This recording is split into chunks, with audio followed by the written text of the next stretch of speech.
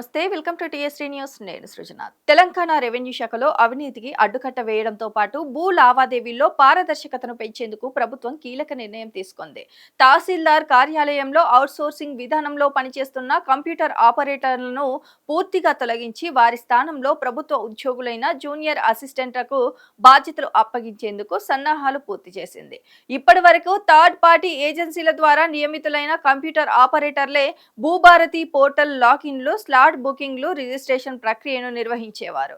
అయితే పర్యవేక్షణ లోపించడంతో కొందరు ఆపరేటర్లు ఇష్టారాజ్యంగా వ్యవహరిస్తూ అవినీతి అక్రమాలకు పాల్పడుతున్నారనే ఆరోపణలు వెల్లువెత్తాయి. దీంతో ప్రైవేట్ వ్యక్తుల జోక్యానికి పూర్తిగా చెక్ పెట్టాలని ప్రభుత్వం నిర్ణయించింది. కొత్త విధానం ప్రకారం భూభారతి పోర్టల్ లాగిన్ ఐడీలు స్లాట్ బుకింగ్లు రిజిస్ట్రేషన్లు హక్కుల మార్పిడి వంటి కీలక సేవలను ఇకపై రెవెన్యూ శాఖలో పనిచేస్తున్న జూనియర్ అసిస్టెంట్లే నిర్వహించనున్నారు.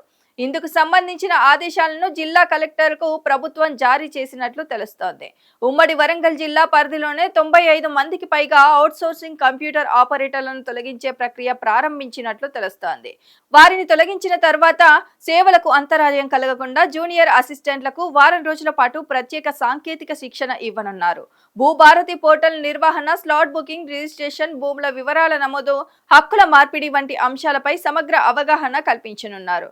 ప్రభుత్వ ఉద్యోగులే నేరుగా ఈ బాధ్యతలను నిర్వహించడం వల్ల ఏవైనా అక్రమాలు లేదా నిర్లక్ష్యం జరిగినా సంబంధిత అధికారులపై వెంటనే క్రమశిక్షణ చర్యలు తీసుకునే అవకాశం ఉంటుందని అధికారులు భావిస్తున్నారు. ఇదిలా ఉండగా ఉమ్మడి వరంగల్ పరిధిలోని వరంగల్, హనంకొండ, జనగామ, మహబూబాబాద్, ములుగు, జయశంకర్, భూపాల్పల్లి జిల్లాల తహసీల్దార్ కార్యాలయాల్లో అవుట్సోర్సింగ్ ఆపరేటర్లపై గత కొంతకాలంగా తీవ్ర ఆరోపణలు వచ్చాయి.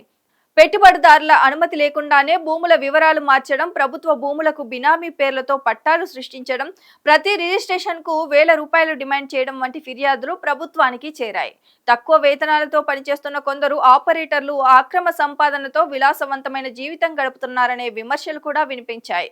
ఈ నేపథ్యంలో తహసీల్దార్ కార్యాలయాల ప్రక్షాళనకు ప్రభుత్వం శ్రీకారం చుట్టింది. రాబోయే 10 రోజుల్లో కొత్త విధానాన్ని పూర్తి స్థాయిలో అమల్లోకి తీసుకురావాలని జిల్లా యంత్రాంగానికి ఆదేశాలు వెళ్లినట్లు తెలుస్తోంది. ఈ నిర్ణయంతో ప్రైవేటు వ్యక్తుల జోక్యం, దళారుల దందాకు అడ్డుకట్ట పడుతుందని, భూ లావాదేవీలు మరింత పారదర్శకంగా మారుతాయని రైతులు, భూ యజమానులు ఆశాభావం వ్యక్తం చేస్తున్నారు.